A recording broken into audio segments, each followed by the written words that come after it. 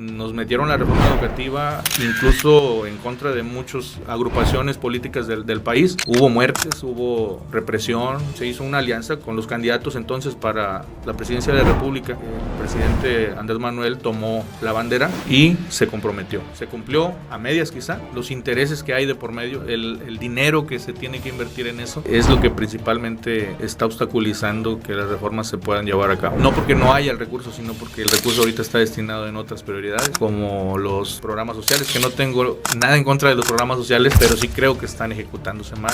Creo que hay un derroche inconmensurable ahí que podría destinarse a la educación. Director de primaria, secretario de promociones por incentivos en la sección 30 del Sindicato Nacional de Trabajadores de la Educación, normalista con una trayectoria que abarca aula, dirección y activismo sindical. Maestro José Manuel Mota García, bienvenido al podcast. Muchas gracias. Gracias a ti que nos diste el espacio para poder platicar un poquito de...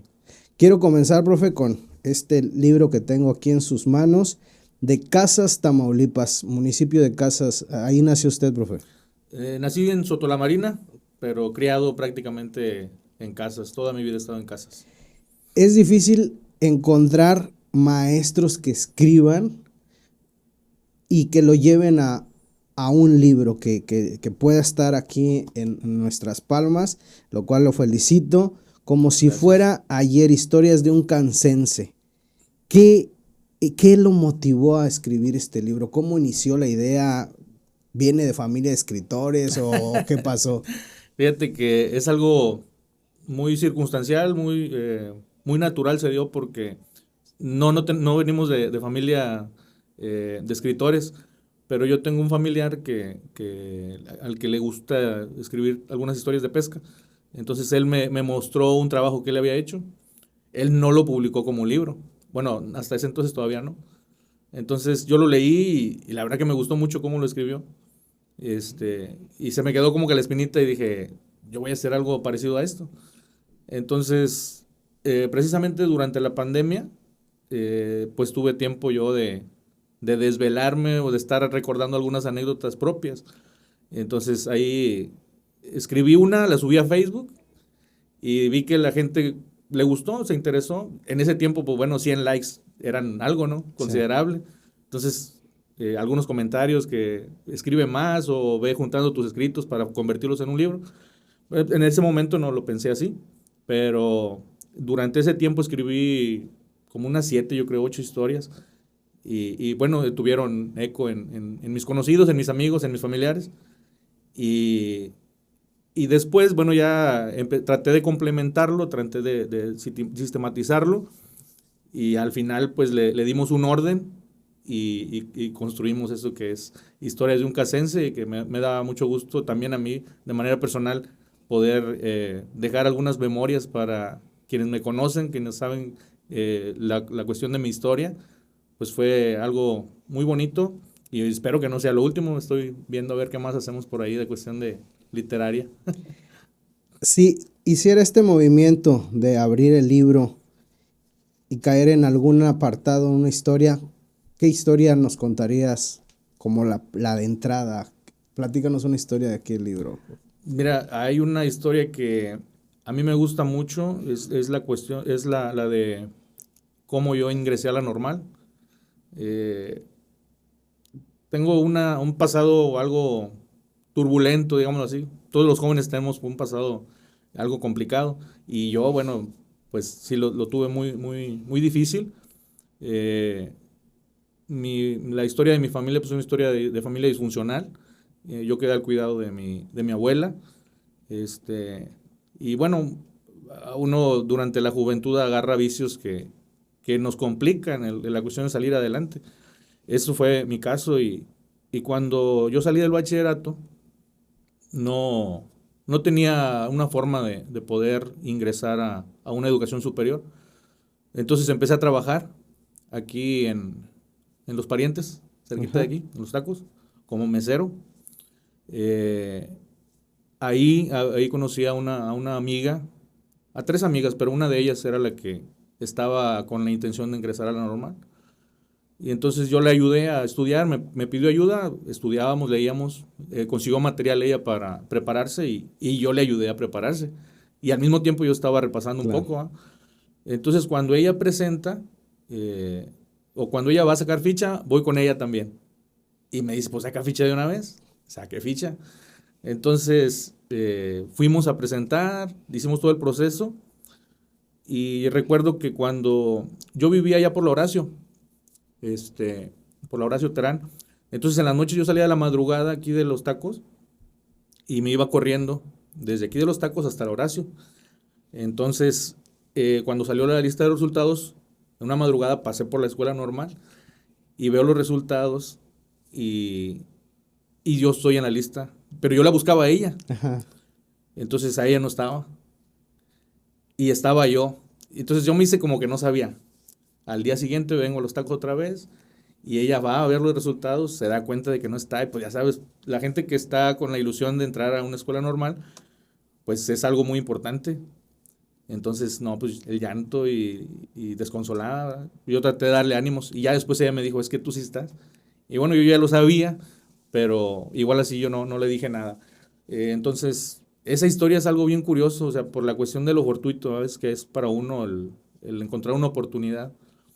Y más que nada, que después le va hallando uno el sabor a la profesión, o sea, para mí es algo que cambió mi vida por completo y pues es algo como una experiencia agridulce por la persona con la que yo fui, que al final de cuentas sí se convirtió en maestra, pero en esa ocasión, o sea, los sentimientos fueron bien fuertes y bueno, es una experiencia que yo cuento ahí en el libro y que pues sí, yo cuando conozco a alguien que es maestro también, le cuento la forma en la que yo ingresé a la Sí. normal.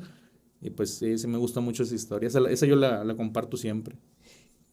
Contar, platicar, tiene un grado de dificultad, pero cuando escribimos hay un proceso largo, inclusive donde la tinta pues a veces tarda en salir, hay un proceso, que escribo, que no escribo. ¿Qué fue lo más difícil o qué fue lo que más te costó escribir? ¿Qué historia fue la más difícil de plasmar en este libro, profe? Mira, yo creo que lo que ha pasado hace mucho tiempo y que me queda como un recuerdo muy fuerte y muy vívido, no me cuesta o no me costó escribirlo. Hay varias historias de mi infancia, de mi secundaria, de mi prepa, que yo cuento con mucha facilidad porque los traigo así bien presentes siempre. Lo que se me dificulta más es lo que ya está como que reciente, ¿no? Porque pues siempre hablar de uno mismo es como que a veces se puede volver algo arrogante o como algo vanidoso. Entonces, en el libro trato yo como que de no manejar tanto esas situaciones. Eh, Me gusta más el ser un poco objetivo, hablo de mis desaciertos, hablo de mis errores, hablo de lo que yo me he equivocado, de que no somos perfectos y de que pues aprendemos todos los días. Entonces, eso se dificulta, siempre se le va a dificultar a una persona hablar de sí mismo y de sus errores, pero bueno, es algo que yo trato de mantener siempre, de estar bien sentado sobre la tierra y de aceptar cuando nos equivocamos. Creo que es algo complicado escribir. ¿Qué quedó fuera de este libro que te hubiera gustado contar o a lo mejor pues no, cuando lo escribiste todavía no lo vivías? Cuéntanos una historia que le agregarías a este libro. Híjole, yo creo que ahí lo que me gustaría haber plasmado de otro modo, a lo mejor, porque lo menciono, pero muy someramente, me gustaría haber hablado más profundamente del activismo sindical. Tenemos una lucha desde que iniciamos al sistema muy importante, siendo partícipes de muchas manifestaciones, de haber influido en la cuestión de la abrogación de la reforma educativa. Hay muchos detalles de la lucha sindical que no plasmé en el libro, pero bueno, quizá ese pueda ser motivo para hacer un escrito exclusivamente de la lucha sindical y ojalá que pueda contárselos más adelante. ¿Qué fue lo que marcó? No sé si lo plasmes aquí en tu libro porque no lo he leído, tengo el gusto y te agradezco que me lo hayas regalado, lo voy a leer, pero platícanos cuál fue esa chispa, cuál fue, no sé, esa motivación, esa injusticia que generó en ti un activismo social, Nos acabas de mencionar en el ámbito de la reforma educativa. ¿Qué fue lo que te motivó a alzar la voz ante esta situación? Cuando yo salí de la normal fue en 2010, pero para el 2010 ya existían los rumores, ya existía la información de que viene desde el centro de México, de las reformas que venían, de las reformas estructurales y neoliberales, ¿va? El término que se maneja mucho. Eh, y para 2012 se hizo realidad. Nos metieron la reforma educativa incluso en contra de muchos agrupaciones políticas del país. Hubo muertes, hubo represión, hubo muchas cosas que estuvieron mal en la forma de implementarnos la reforma. Ese para mí fue la chispa que detonó en mí el querer pues que las cosas cambiaran. Entonces iniciamos en 2012 una red en todo el estado de compañeros que estaban en la misma idea y creamos una agrupación que a final de cuentas se convirtió en algo muy grande. Entonces, eso para mí, lo de la reforma educativa, fue lo que detonó el manifestarnos. Y no nada más a mí, fue a gran cantidad de compañeros que dejamos el aula y nos fuimos a las calles porque teníamos que defendernos. ¿Por qué? Porque había un vacío sindical que no estaba actuando como nosotros queríamos o debíamos ser defendidos. Entonces tuvimos nosotros que salir a las calles. Cuéntanos qué victoria obtuvieron ante este levantamiento, ante este movimiento. Una victoria y, si se puede llamar así, una derrota que los hizo cambiar de estrategia. Platícanos de eso, por favor. La victoria, aunque se tardó, la victoria, yo creo que lo más trascendental fue la abrogación de la reforma, aunque fue a medias, porque solamente se le quitó la palabra permanencia, se quitó la de los 2 años de estar a prueba de los maestros de nuevo ingreso. Esos fueron dos, para nosotros, victorias muy concretas. Fueron a nivel nacional. Nosotros, como Magisterio Democrático, que es la agrupación a la que yo pertenezco, nos contactamos con el Magisterio Nacional Democrático y hacíamos acciones en conjunto, y se hizo una alianza con los candidatos entonces para la presidencia de la República, en donde el presidente Andrés Manuel tomó la bandera y se comprometió. Se cumplió a medias quizá, pero eso para nosotros es una victoria muy grande. Otra, a raíz de que nos activamos con la reforma educativa, empezamos a ver que había muchos problemas no solamente de la cuestión de la reforma educativa, había problemas de pagos, había problemas de acosos laborales, acosos de nuestros directivos, de nuestros superiores, y la gente se empezó a acercar con nosotros. Entonces, por ahí del 2015, me parece, emprendimos una campaña por los pagos de interinatos y pagos de adeudos.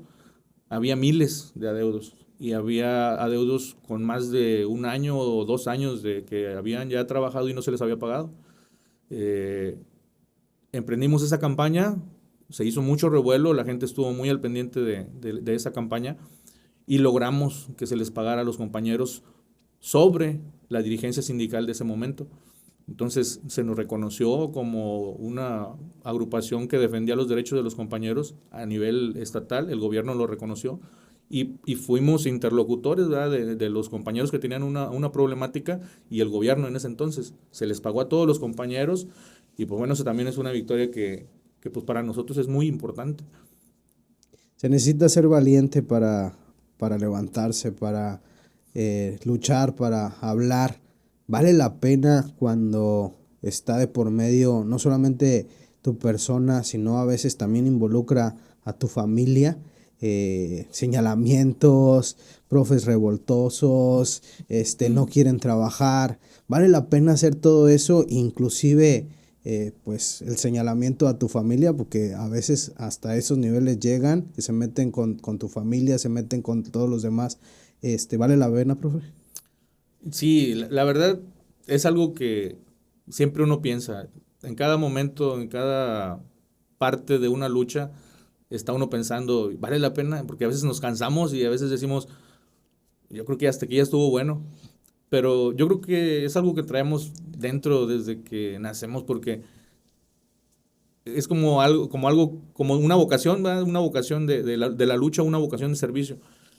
Creo que lo podemos siempre justificar, si se puede decir así, en el pensar de que si actuamos ante una injusticia que a lo mejor no me está afectando directamente ahorita, pero más adelante me va a tocar.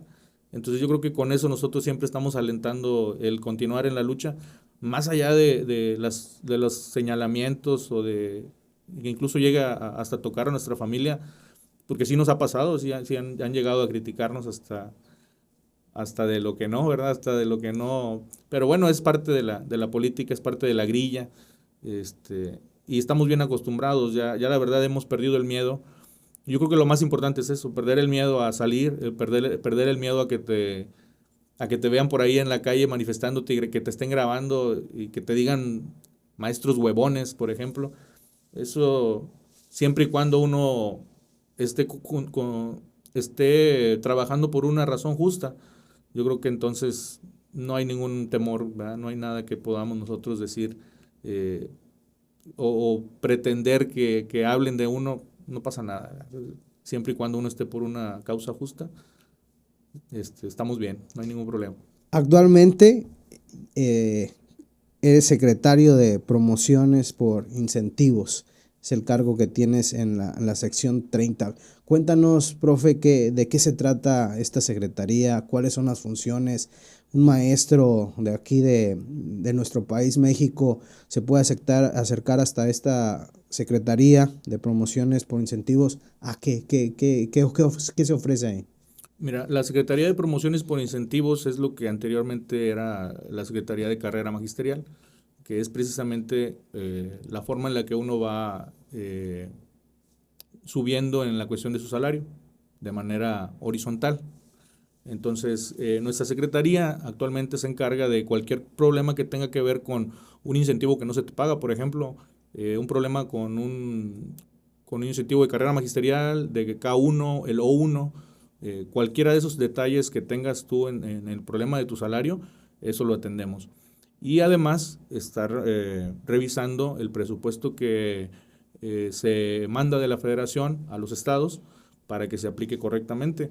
No sé si recuerdas que el año pasado, si el año pasado fue el año pasado, hubo bastante controversia porque lo que salió de la federación fue un monto y aquí en los estados no se aplicó al 100%. Entonces, ahí el maestro Arnulfo, que es nuestro secretario general, estuvo al pendiente y pues nosotros hicimos lo nuestro también en la cuestión de presionar a la autoridad educativa para que modificara los montos y modificara los beneficiarios. Entonces, eso es lo que es nuestra tarea, aunque a veces ampliamos nuestras funciones un poquito más dependiendo de lo que el compañero necesite. Nosotros atendemos a cualquier compañero en cualquier problema que tenga y lo canalizamos hacia la secretaría que corresponda. Entonces, eso es lo que estamos haciendo ahorita ahí en la Secretaría de Promociones por Incentivos, en donde con confianza cualquier compañero, independientemente de su afinidad política, porque hay a veces que la gente no se acerca porque, no, pues es que yo apoyé a tal candidato y pues no, ¿verdad? No me atrevo a pedir algo a la actual gestión. No, pero nosotros apoyamos a cualquier maestro siempre y cuando esté también por una situación justa o injusta, ¿verdad? En su caso, lo atendemos con todo gusto. Quiero llevarte, que quiero explicar, hacerte una pregunta. Yo también fui mesero, platicabas ahorita que fuiste mesero en Los Tacos, y cuando uno llega al restaurante y se sienta como comensal, tienes una perspectiva del negocio, pero ya cuando estás de mesero, pues miras otras cosas que no se ven. Es muy diferente dependiendo en la silla donde estemos. ¿Qué aprendiste, profe? ¿Qué aprendiste de aquel momento en que te levantaste y ahora que estás en una silla representando a un sindicato? ¿Las cosas se ven de la misma manera? ¿O de qué te arrepientes de lo que exigías y que ahora pues, sabes qué se puede dar, qué no se da? ¿Cómo es conocer esas dos sillas y cómo las enfrentas y cómo reflexionas al decir, es lo mismo, tenía razón, no tenía razón? Cuéntanos al respecto. Sí, mira, sí es complicado hablar de eso, pero en retrospectiva yo veo y las exigencias que en su momento, como oposición, digamos de esta manera, eh, eran completamente justas, al menos en las luchas que hemos emprendido. Y ahorita que estamos aquí, pues sí vemos, hay mucha resistencia, sobre todo intereses políticos, intereses de grupos, que es complicado, pero creo yo que debemos mantener la misma postura, ser congruentes con lo que dijimos en su momento y con lo que estamos haciendo ahorita. Entonces, considero que nosotros nos hemos mantenido en una línea bastante congruente y seguimos luchando por lo mismo, con los mismos argumentos. Y pues bueno, a lo mejor sorteando una que otra cosa que a lo mejor no teníamos contemplada en su momento desde abajo, como tú lo dices. A veces no se ven algunas cosas, pero pues siempre hay que seguir luchando y buscar la manera, pues, tocar las puertas que son necesarias para poder lograr cambios en lo que nosotros exigíamos y que exigimos, porque al final de cuentas somos maestros. Yo sigo siendo maestro aún estando a cargo de una representación sindical. Como quiera, tenemos las mismas afectaciones que los demás compañeros, entonces no es algo que ya por estar yo en el cargo se me olvide de dónde vengo y se me olvide cuáles son los problemas, porque al final de cuentas la administración va a pasar y nosotros vamos a regresar al aula, ¿no? Tampoco es porque tenemos una idea nosotros como grupo político tenemos una idea de no eternizarnos como otros compañeros, con todo el respeto, que han vivido casi toda su vida laboral ahí en la sección 30 y que a final de cuentas no han trabajado como se debe. Entonces, nosotros creemos que tenemos una o dos gestiones como máximo, de manera continua, pero pues a darle paso a las nuevas generaciones, porque esos compañeros que a lo mejor tienen mucho tiempo ahí, en realidad ya no conocen las necesidades y las problemáticas por las que estamos pasando nosotros que estamos un poquito más jóvenes, ¿verdad? Yo todavía ahorita ya no me considero tan joven, pero las nuevas generaciones traen nuevos problemas. Entonces, nosotros a veces no las llegamos a conocer, por eso hay que darle paso a las nuevas generaciones, a liderazgos jóvenes, para que también se defiendan.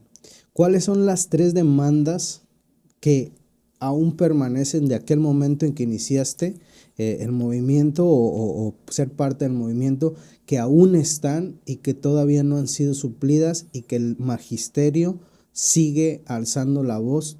Dime al menos una demanda que todavía no se cumple, profe. Híjole, hay bastantes, la verdad es que sí hay mucha tela de dónde cortar. Te mencionaba, nosotros nos levantamos por la reforma educativa, pero solo se le quitó la cuestión de la permanencia. Pero en ese momento también se luchaba por un retiro digno, por el ya no las cuentas individuales, por el regreso al sistema solidario de pensiones. Eso está pendiente y eso es algo que acaba de suceder el año pasado cuando intentaron una reforma a la ley del ISSSTE que no contemplaba un retiro digno para nosotros y para los compañeros que ya están jubilados, su pago en UMAS. Es algo muy sentido por nosotros y que en su momento lo vamos a vivir. Considero que todo el gremio debe estar concentrado en esas tres reformas. Es una reforma al USICAM o la aprobación del USICAM, la cuestión de las UMAS y un retiro digno para los maestros. Esas son las tres principales que todos debemos estar sobre ello. ¿Siguen o seguimos en lucha de eso? ¿Cómo ves el caminar, el piso, el trayecto? Cada vez hay más piedras, ¿se están haciendo las piedras a un lado o el camino se está poniendo más espinoso? Híjoles, yo creo que los intereses que hay de por medio, el dinero que se tiene que invertir en eso, es lo que principalmente está obstaculizando que las reformas se puedan llevar a cabo. No porque no haya el recurso, sino porque el recurso ahorita está destinado en otras prioridades, como los programas sociales, que no tengo nada en contra de los programas sociales, pero sí creo que están ejecutándose mal y creo que hay un derroche inconmensurable ahí que podría destinarse a la educación, en este caso a las cuestiones del magisterio, para que sea una profesión más valorada y que pueda dar resultados en realidad, porque el gobierno siempre está pugnando por una educación de calidad, por una educación mejor para los hijos, pero se les olvida que el maestro es quien está a cargo de esa educación, y mientras el maestro no esté bien económicamente, socialmente, el maestro no va a estar dando su máximo rendimiento o dando lo mejor de sí dentro del aula. Mencióname una demanda nueva, algo que en tu iniciar no estaba y que ahorita a las nuevas generaciones les está tocando tratar de resolver. Más algo diferente a lo que ya has puesto sobre la mesa. ¿Qué otros retos están enfrentando estas nuevas generaciones de docentes que en años pasados era impensable levantarse por eso? ¿Es solamente en las cuestiones de retiro o qué más está pasando que a lo mejor no nos estamos enterando, profe? Pues mira, hay varias cosas que las nuevas generaciones pudieran estar atravesando, y a lo mejor no es tanto un problema, sino como que hay un cierto desconocimiento. Eso es lo que yo pienso. En la cuestión de los cambios, por ejemplo, del centro de trabajo, años atrás yo estaba consciente de que me iba a ir a la frontera. Y allá tenía que estar hasta que me tocara, ¿verdad?, un cambio. Y ahorita vemos mucho padecer de los compañeros que apenas los mandaron a la frontera y ya están pidiendo su cambio. Y está bien, está en su derecho, pero creo que debemos de ser respetuosos con la antigüedad de los demás compañeros y pues esperar, ¿verdad? Ser prudentes. Sabemos que está muy complicada la situación de la inseguridad, pero creo yo que ellos están atravesando por un momento en el que están pensando de manera personal y no de manera grupal, ¿verdad?, o como gremio. Entonces se empiezan a generar pues muchas injusticias también para los compañeros que tienen mayor antigüedad. Problemas como tal, la verdad desconozco, ahorita no se me viene algo a la mente que yo te pudiera decir un problema para las nuevas generaciones, porque bueno, los problemas con los que yo entré, que fue con la reforma del 2012 y la del 2007, de la reforma de ley del ISSSTE, pues bueno, esas las venimos arrastrando todos, ¿verdad? Quiero tocar el tema de los cambios en el tema de transparencia. ¿No será que las nuevas generaciones desconfían o no se les ha dado esa apertura de transparencia, o realmente hay transparencia? Hablando en este tema, como en muchos, ¿qué pasa con los datos, los tiempos, los criterios? ¿Estamos bien en ese punto para que las nuevas generaciones digan, no, pues bueno, pues me espero, pero pues las nuevas generaciones también están viendo que hay otro que tiene el mismo tiempo que él y alcanzó llegar antes que él, y entonces dice, ¿por qué yo no? ¿Qué está pasando? ¿Qué está pasando? ¿Cómo estamos en el tema de transparencia? La verdad, hay muchas carencias. Sí, hay mucho que mejorar en los procesos tanto de admisión como de cambios. Hay mucho que mejorar, y precisamente es una lucha que también a nivel nacional y a nivel estatal con el maestro Arnulfo se ha tratado, que es el de la reforma del UCICAM, eliminación del UCICAM, y establecer nuevos criterios que de verdad apliquen mayor transparencia. Actualmente el UCICAM tiene sus reglamentos, sus artículos, y cada año sale la convocatoria y se supone que debe ser transparente, pero en realidad no está sucediendo. Por ejemplo, empezamos con un evento público. No hay un evento público, hay un evento para quienes participan, pero no es público, no se hace público, y tú no tienes acceso si tú no estás convocado. Entonces, desde ahí, eso es algo que debe de cambiar, la transparencia en el proceso público o en el evento público de asignación o de ingreso. Hay también opacidad en el sentido de que pues hay otros mecanismos también para moverse a necesidad del sistema, que también son utilizados de manera arbitraria para favorecer a algún compañero que es familiar de X persona. Entonces, sí tienen razón ahí los compañeros en en que no hay confianza, no hay certeza de que todo sea transparente. Pero considero que eso debe de cambiar en la medida en la que nosotros como gremio presionemos para que se den los cambios. Profe, ¿cuál es el arma más poderosa que tiene el magisterio? ¿Son las marchas? ¿Marchar sirve? ¿O de qué otra manera podemos alcanzar nuestros logros? Sí, mira, siempre nosotros como equipo político de Magisterio Democrático hemos manejado el concepto de autodefensa en primera instancia. O sea, yo en mi escuela, si hay un atropello de mi director hacia mí, ¿quién es el primero que tiene que defenderse? Soy yo. Porque a veces le echamos la culpa al secretario general o al representante sindical. No, yo primero tengo que defenderme. Si ya con el yo responder a algo que es injusto para mí y no se me hace caso, bueno, ya voy a la siguiente instancia. Y me tengo que rodear de mis compañeros. O sea, para mí la movilización es el arma más efectiva para poder contrarrestar cualquier injusticia. Pero también hay mucha apatía por parte de los compañeros. Está el miedo a que te tachen de revoltoso, de problemático. Está el miedo a que te sigan acosando, a que no funcione la movilización y a que te sigan acosando todavía más.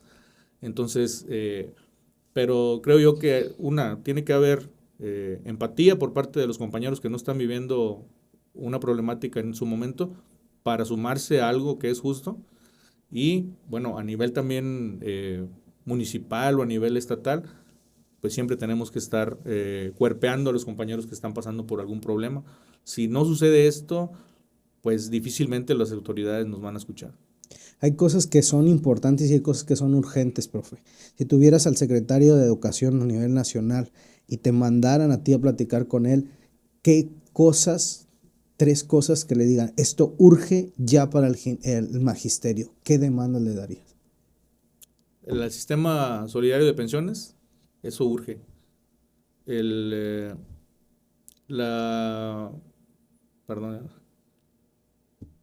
pago de UMAS, el pago de las pensiones en UMAS, también urge. Y la eliminación del UCICAM. Eso tiene que hacerse ya. Tiene que ser ya. ¿Por qué es tan importante eso, profe?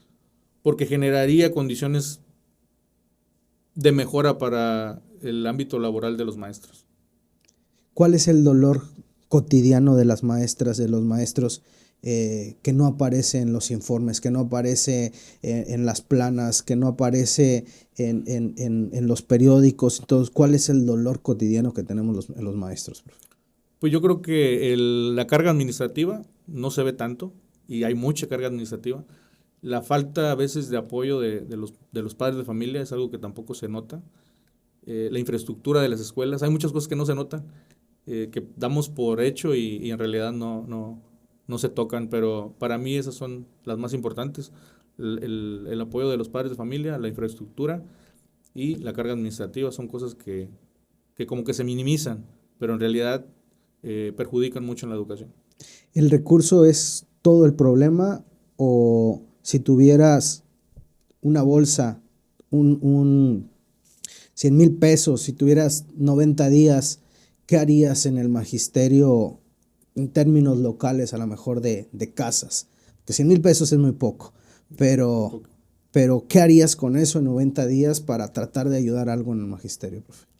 Pues mira, ahorita con la función que yo tengo, que es la de director, 100,000 pesos, sí, como tú dices, es muy poco dinero, no se alcanza, y menos en estos tiempos no se alcanza nada con 100,000 pesos. Pero creo yo, tenemos ahí un aula de medios, por ejemplo, que pudiéramos empezar a formar o habilitarla lo mejor que se pueda con esos 100,000 pesos e impulsar un proyecto de habilidades digitales, por ejemplo. Decías hace rato que no salen las planas, la gente lo desconoce. Una de las quejas o de las limitantes, o no sé cómo llamarle, que demandan los maestros, que es la descarga administrativa. ¿Cómo podríamos liberar la descarga administrativa o reducirla para que esas horas de desgaste sean bien aprovechadas en el aula, en la enseñanza, en el aprendizaje de los alumnos? ¿Qué podríamos hacer, profe? Mira, desde 2018 que yo obtuve la clave directiva, me he dado cuenta de que existe un sinfín de cosas que llegan a la dirección y que en realidad o no sirven para nada o solo entorpecen el trabajo con el maestro. Entonces, yo cuando llegué a la dirección, revisaba todo lo que llegaba y priorizaba las cosas que yo en su momento sabía que se requerían o que eran urgentes o que era necesario, y eso lo mandamos a los maestros. O sea, eliminar todo lo que no es pues de provecho, digámoslo así. Y eso es lo que he venido haciendo desde el 2018 para acá que soy director. Yo creo que los maestros que han estado trabajando conmigo saben que les tratamos de evitar esa carga administrativa, porque muchas veces es información repetitiva. Nosotros en la dirección tenemos un expediente que con ese fácilmente podemos llenar muchas de las cosas que nos llegan. El problema es cuando los directores a veces no se organizan o no nos organizamos y delegamos a los compañeros y pues eso es tiempo de clase que se pierde. Entonces, cuando nosotros tenemos una buena organización como directores y con nuestro personal de auxiliares o de subdirección, pues con eso podemos hacer mucho de lo administrativo y descargar la cuestión de lo que se requiere y aprovechar al 100% las clases, el tiempo clase.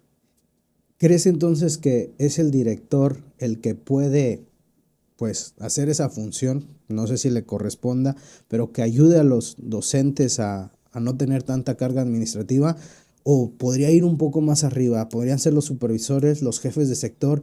¿Quién deberá de hacer esa criba de decir esto sí, esto no, o esto lo vamos a hacer de tal manera? ¿Tiene que ser el director ya la última línea al docente, que es el que se lleva, o es el que tiene que invertir tiempo que debería de utilizar en el aula? ¿Dónde debería de estar esa criba, profe?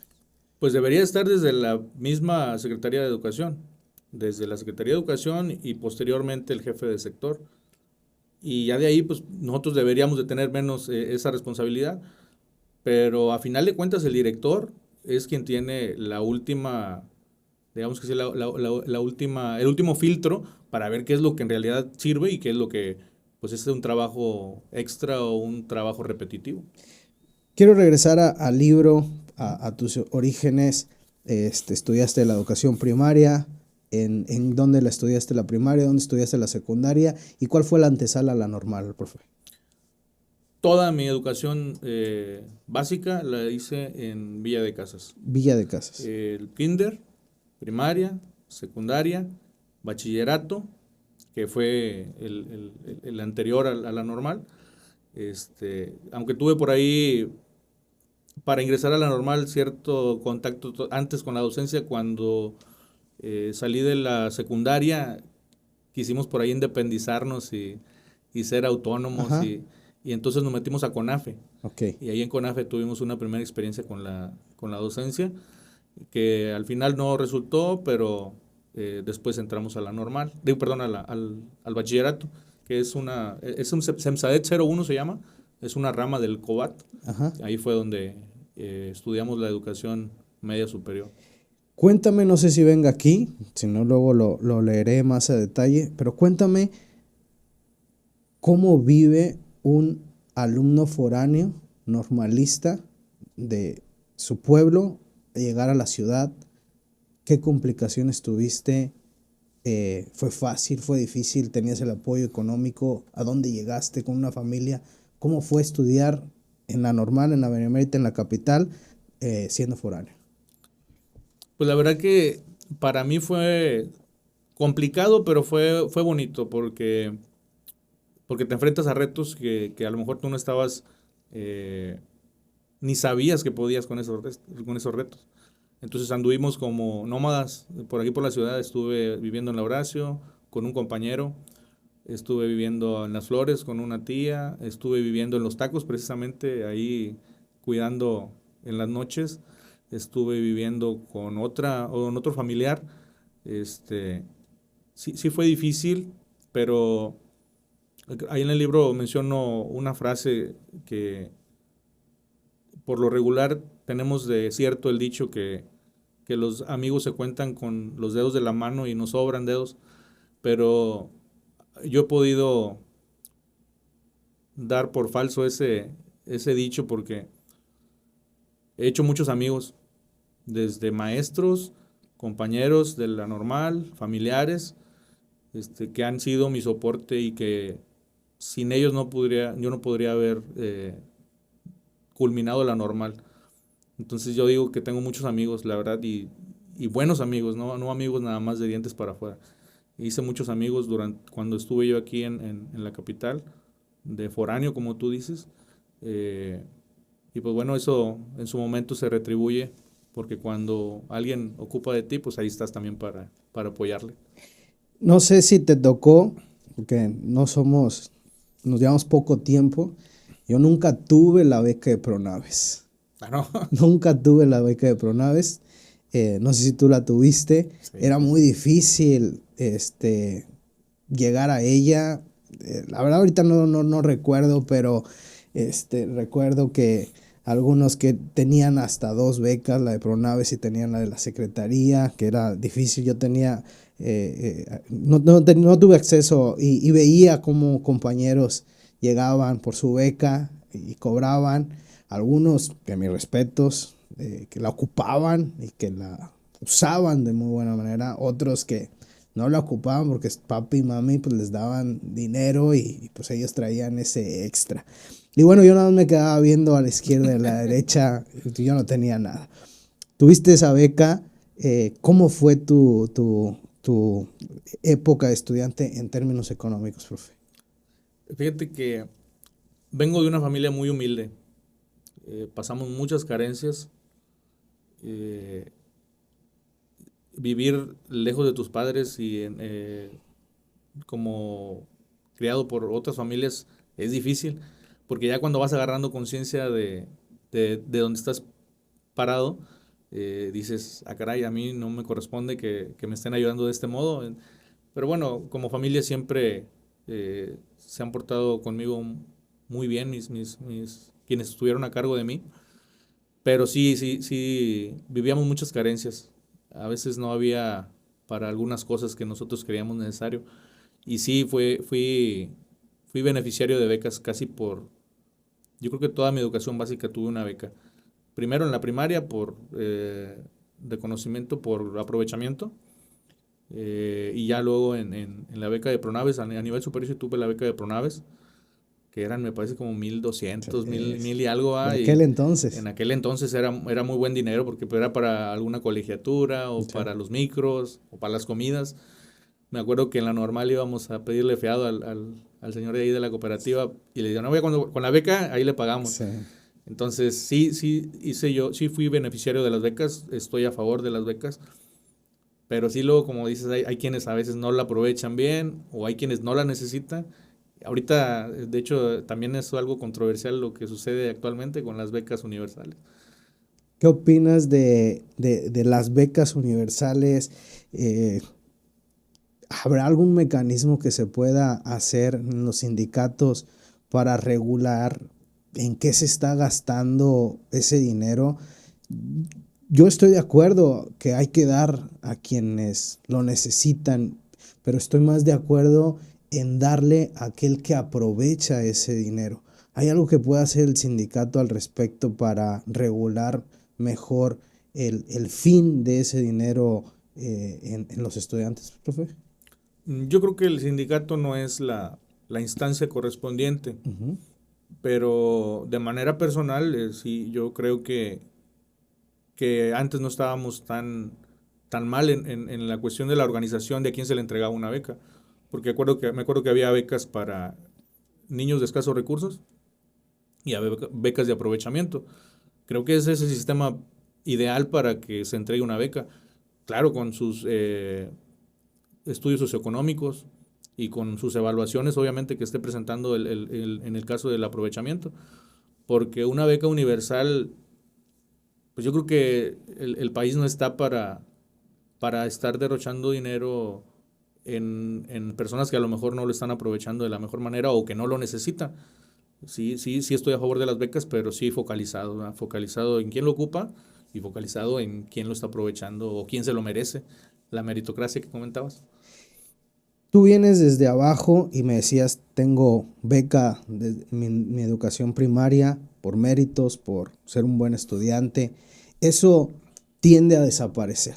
Ser buen estudiante ya no es un estímulo ni para el papá, ni mucho menos para el estudiante. El estudiante mira que su compañero que va reprobado tiene los mismos beneficios que él tiene al esforzarse a llevar las tareas, a cumplir, a hacer una buena inversión con su dinero, etcétera. Pero ahorita cualquiera tiene acceso. Sumado a esto, si bien a lo mejor tiene un trasfondo bueno o aparentemente bueno, el decir las escoltas ya pueden ser ocupadas por todos, ya no es por mérito, ya no es a los primeros lugares, tiene que ser rotativo. Hay una serie de discusiones, yo como maestro no lo considero correcto. Si tener una escolta es difícil, tener 6 por 5, 30, mínimo 5 escoltas por salón es todavía más difícil, pero más allá de la organización, que ya lo hemos platicado, que va a ser más trabajo administrativo, más trabajo de ensayos, más tiempo, vayamos al término de la meritocracia. Esto ya tiende a desaparecer, profe. El sindicato no puede, me decías ahorita, no le corresponde, pero no hay nada que pueda hacer el sindicato, porque el sindicato, si bien su intención es cuidar y salvaguardar los derechos de los trabajadores de la educación, pero por ende también debería de ser y es cuidar la educación pública, que es una de las banderas. La educación pública involucra que se estén ejerciendo bien los lineamientos para que los propósitos de la educación lleguen al beneficiario, que son los alumnos. Estas ideologías, estas reformas, estas nuevas formas de paradigma de pensamiento, de hacer un lado la meritocracia, de darles a todos, el sindicato no podemos levantar la voz y decir, sí, están afectando a los trabajadores, pero también están afectando a los alumnos, profe. Creo que sí. Creo que a lo mejor me voy a meter en problemas por decir esto, pero el sindicato, además de la lucha por los derechos de los compañeros, tiene la plataforma ideal para tomar algunas campañas, pues, el cuidado del agua, la cuestión de la educación pública, muchas otras cuestiones, y creo que también pudiera manifestarse en ir o en reflexionar acerca de las nuevos de las nuevas ideologías. Considero que no lo van a hacer a nivel nacional, ni las jerárquicamente quienes están arriba de nosotros no considero que lo hagan. Hay un vicio,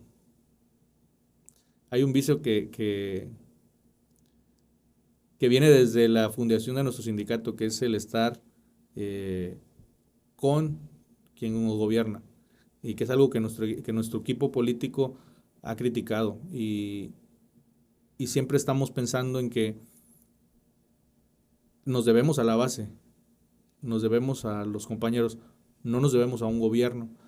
Entonces, esta idea del servir a los compañeros antes que al gobierno es lo que nosotros queremos llevar a la sección 30 y al sindicato nacional. Es difícil, sí es muy difícil, pero pues no hay peor lucha que la que no se hace.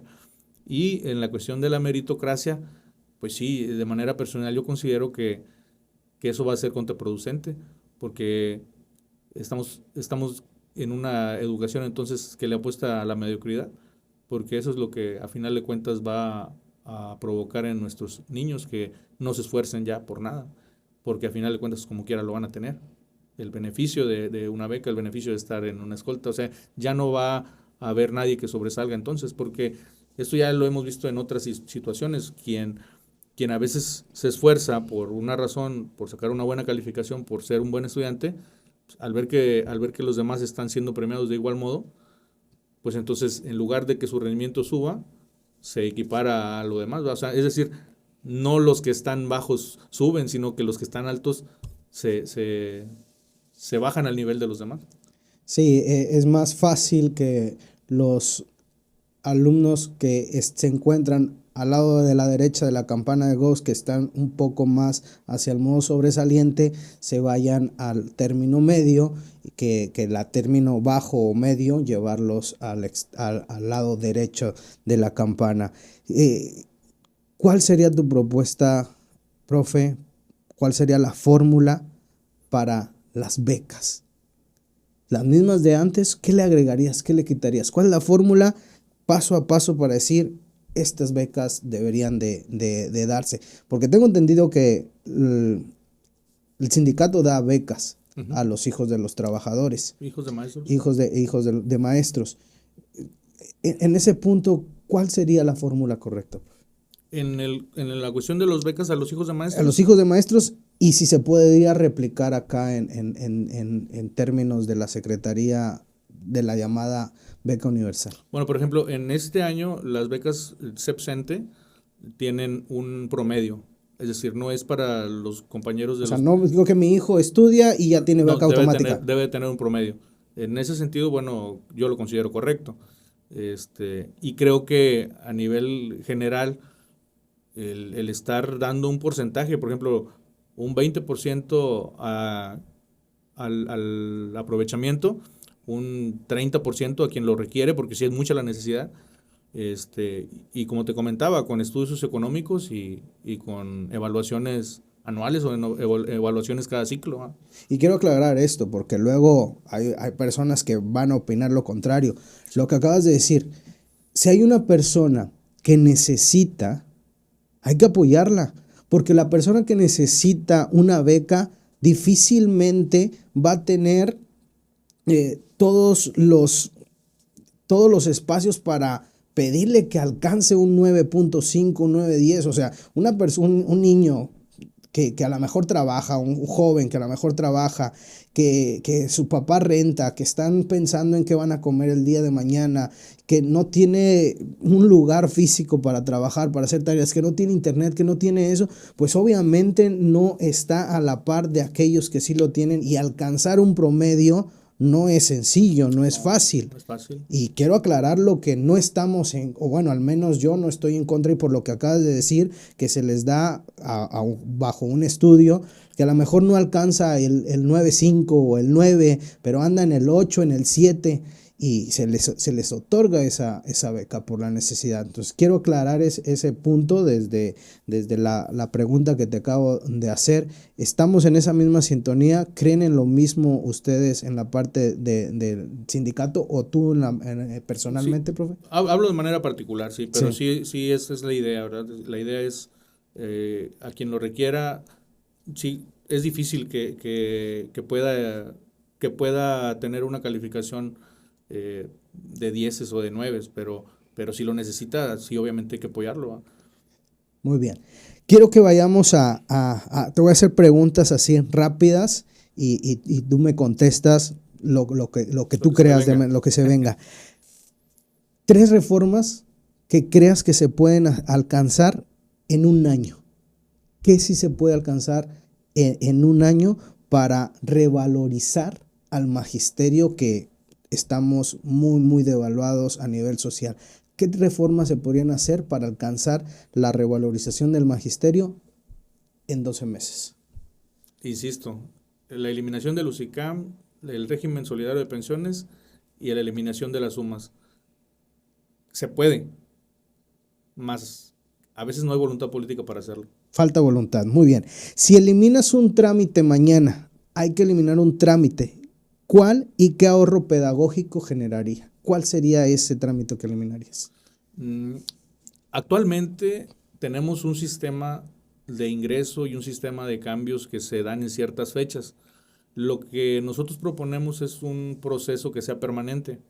Es decir, se genera una vacante, se hacen los movimientos al interior de la zona, se manda un nuevo ingreso, todo esto en menos de un mes. Porque a veces hay grupos que están desatendidos por más de 3, 5, hasta a veces un año sin maestros se la pasan. Creo que tener un sistema permanente de ingreso y de cambios ahorraría mucho tiempo desperdiciado que los niños estén sin maestro, perdón. Sé que, o desconozco si busques o tengas la intención o en algún momento haya pasado por tu mente ocupar un puesto político, no lo sé, ni tampoco quiero destaparte, pero imagínate que estás en una película, tú eres el próximo candidato a lo que tú quieras, ¿cuál sería tu promesa a cumplir? Solamente una, que sería tu bandera. Híjole, si yo fuera candidato a algo, A lo que sea. sería, mi promesa sería seguir en la línea que siempre he manejado como trabajador y en la congruencia que hemos manejado de siempre luchar por lo justo y no pasar sobre los derechos de los compañeros. Vayamos a otro tema. Te estuve investigando hoy un poquito en tus redes sociales. ¿Eres zurdo? Así. ¿De pierna o de escritura? De mano. ¿Y en la pierna cómo andamos? Derecho. Derecho. ¿Juegas fútbol? Juego fútbol. ¿Te apasiona? ¿A qué equipo le vas? Y... Le cortamos aquí entonces. No, eso sí lo vas a omitir. Nada, no te crees. Yo soy cementero de corazón. Aunque no soy aficionado a ver tanto el fútbol en la televisión, soy más de practicarlo. Pero si me dices a quién le vas, yo le voy a Cruz Azul. ¿Qué injusticias se cometen dentro del campo, profe? ¿Qué hay ahí que tú dices? No puede ser posible que sigamos jugando, siendo adultos y todavía seguimos cometiendo este tipo de injusticias, hablando en términos, pues, de juego. No, yo creo que en el fútbol se vale de todo. El fútbol es un espacio para recrearnos, para sacar todo lo que tenemos de problemas durante la semana, y el fin de semana es a sacarlos. Yo creo que no hay injusticia. Todos los que jugamos fútbol sabemos a qué le tiramos. Y como decimos, si no quieres que te peguen, pues quédate en tu casa. Excelente reflexión. Juegas, te diviertes, te sales un poco, te ayuda en el tema físico, pero a nivel profesional, liderazgo, mérito, compañerismo, ¿qué has aprendido del fútbol, profe? Del fútbol he aprendido a generar redes de apoyo. Desde muy, muy chico yo empecé a jugar fútbol, jugaba con personas todavía más grandes que yo y siempre generas una red de apoyo con tus amigos, y otra, aprendes a enfrentarte a todo tipo de circunstancias. Lo traslado a la cuestión profesional, ¿verdad? Porque en el fútbol te encuentras con personas que están más fuertes, personas que saben más de fútbol, pero creo que todo eso nos enfrentamos. Igual en la vida profesional, a veces no estamos preparados para enfrentarnos a cierta situación, pero igual la tienes que afrontar con valor. Llevemos ese ejercicio. Hay personas con poca experiencia dentro de un cuerpo académico, de una escuela, personas que ya tienen mucha experiencia. Hay personas que nada más les gusta estar en la portería y estar ahí de manera cómoda. Hay algunas personas que van por las bandas y son un poco más movidas, unas más defensivas, otras más ofensivas. ¿Cómo trabajar en una escuela donde existe todo este tipo de personalidades con diferentes visiones y llevarlas a un objetivo que en este caso, tomándolo como metáfora, es meter un gol, profe? ¿Cómo lo Sí, mira, ahí quienes estamos en las funciones directivas, ahora director técnico podemos decir, ¿verdad? Sí. Tenemos que ser lo suficientemente analíticos para ver todas las capacidades de nuestro personal. Hay quienes son totalmente académicos, hay quienes son un poquito más sindicales, hay compañeros que le saben a la tecnología, hay compañeros que saben de dinámicas, por ejemplo. Entonces, todo eso lo tenemos que utilizar para poder darle o delegarle algunas responsabilidades y para que a final de cuentas la escuela marche bien. En un equipo de fútbol se cree que teniendo a los mejores se puede llegar a ser campeones. el equipo del Real Madrid en una época donde contrató a lo mejor de lo mejor y sí, alcanzó muchos objetivos, pero también ha habido otros equipos, no quiero mencionar nombres, pero contratan a lo mejor de lo mejor y las cosas no funcionan. Hablando en el término del sindicalismo, de la sección 30, ¿qué elementos son los que necesita la sección 30 para alcanzar los objetivos? ¿A los mejores o a quiénes? Yo creo que más que tener a los mejores elementos es el respaldo de la base. Y claro, elegir a quien esté demostrando que va a defender a la base. Por una, elegir a alguien que nos defienda. Y por otra, respaldarlo. O sea, el sindicato como tal tiene su fuerza de la base, no de quienes están representándolo. Entonces, si nosotros elegimos a alguien que nos defienda y todavía le respaldamos siempre, pues obviamente que vamos a tener buenos resultados. Claro que cuando el dirigente esté fallando, también se le tiene que exigir. Entonces, es algo que tiene que equilibrarse. Elegir buenos dirigentes y siempre estar atentos a lo que se necesite, ya sea respaldar o exigir. Muy bien. Termino con esta pregunta que le hago a todos los que tengo la oportunidad de entrevistar, profe. ¿Qué significa la grandeza para ti, profe? ¿Qué es ser grande? ¿Una persona es grande? ¿Cuándo? ¿Cómo? ¿Qué significa ser grande? Para mí una persona es grande cuando actúa para servir a los demás, para ayudar sin ver qué beneficio puede obtener de cualquier circunstancia. Una persona que te ayuda, una persona que te orienta, una persona que ve por un interés colectivo, yo lo considero una persona grande. Y he conocido a muchas personas que son muy grandes. Te agradezco, profe, tu definición. Para mí, para muchos de los que nos están viendo, tú eres grande, profe. Muchísimas gracias. No, gracias.